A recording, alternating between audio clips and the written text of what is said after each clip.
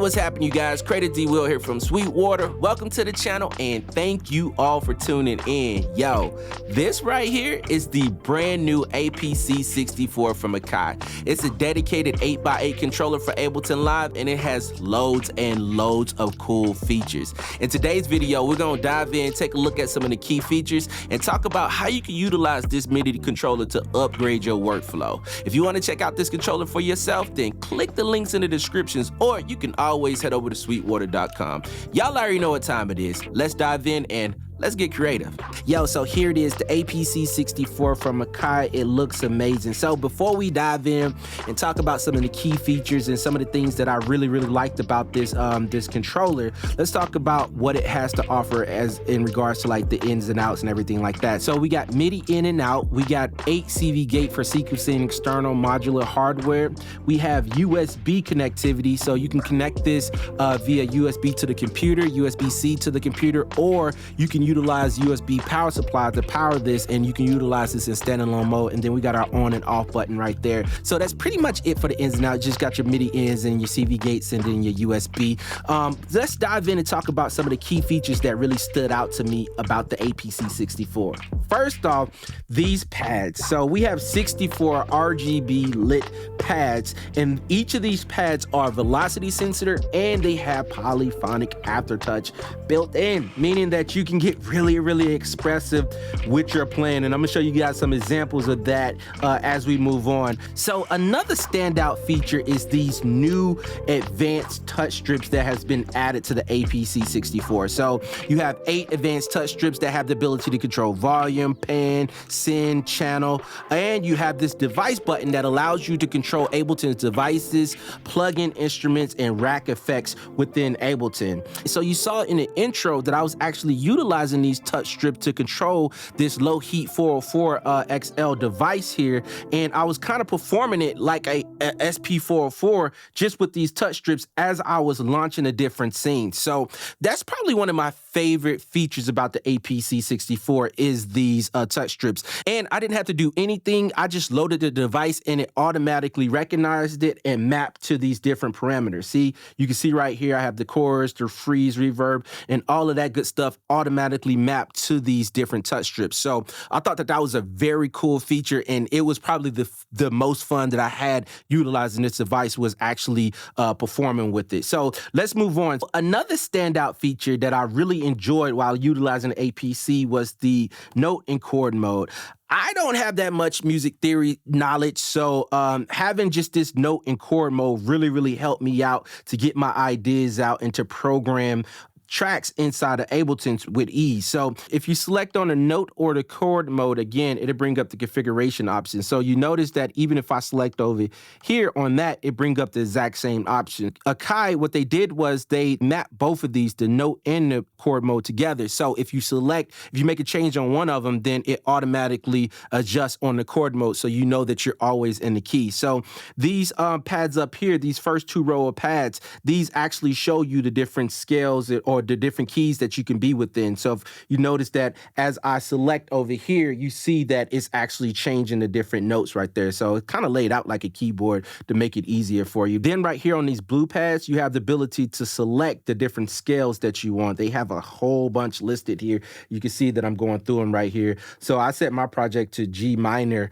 and I came over here for the chords. You can select which chord type that you want. So I had a 1-3-5 for the different chords that I used in this project, but you can come down here and select the 1-3-7, 1-2-5, whatever you want to do, you can select it. So the cool thing about setting the scale is literally you can't play a wrong note. So you can come over here. We have the CS80 by Arteria loaded up here on the screen, and if I play a note,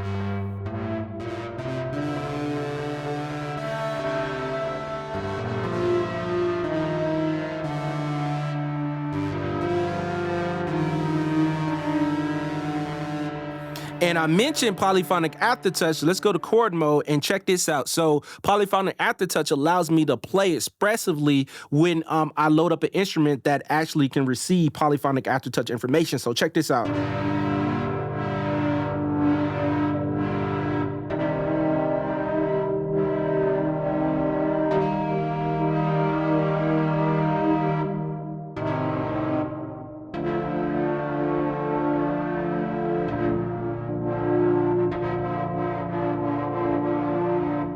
Yo, this controller is amazing, man. I really rock with it. So while you're in the note mode, you can actually utilize this mode to control different drum racks or simpler devices. I'm gonna navigate to a drum rack, and you notice that once I got to that drum rack, it turned off the different notes and just shows me this drum rack. And I can actually navigate the different octaves up or down right here with this 4D cursor. So I can trigger these different sounds inside of my drum rack, which is super cool. And if you have sampler loaded up, which I have one here, and then you got a sample within it, then you can trigger the different sounds within sampler right here from the note mode.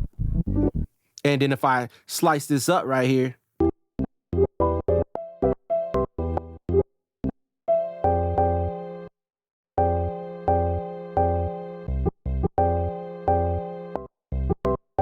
so it's super simple to do everything that you need to do, like literally right here from note mode. So if you select on this session view right here, this display mode gives you an overview of your project. And if you notice inside of Ableton, it shows in blue that you've selected your actual project. So I can actually move down and up and over inside of my project, and it shows on the actual controller itself by using this four directional cursor right here. I thought that that was super dope because it just gives me a really good visual representation of what's going on. Then I'm never really lost. So I can do exactly what I need to do. I can actually come over here, launch scenes, stop my scene. I can play individual clips. And I can come right here and add clips if I wanted to. So that might be a small feature, but for me, somebody that's just diving into Ableton Live, this was my first time actually utilizing this software, but that overview section or that session view made it very, very easy for me to see what was going on in my project. In fact, I actually stayed on the APC64 and I barely used Ableton Live to build out this project. What I did was, if you see this row right here, that was actually my first row.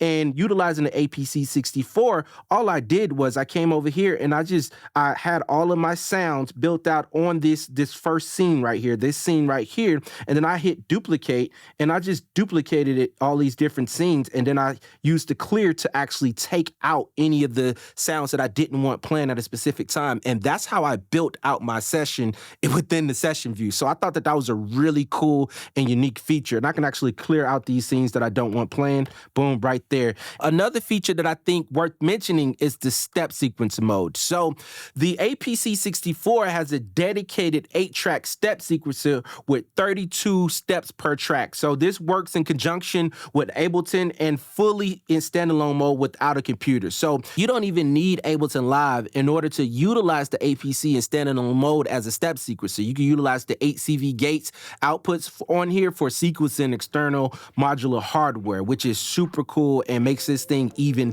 more useful than just as a controller for Ableton or for a DAW. Yo, so there you have it. That was the APC64 from Akai. This MIDI controller is phenomenal. If you want to get your hands on it, head over to Sweetwater.com, or you can always reach out to your Sweetwater sales engineer and they can get you squared away on any gear that you're looking for. As always, don't forget to start at Sweetwater for all your music instruments and pro audio needs. Until next time, stay creative.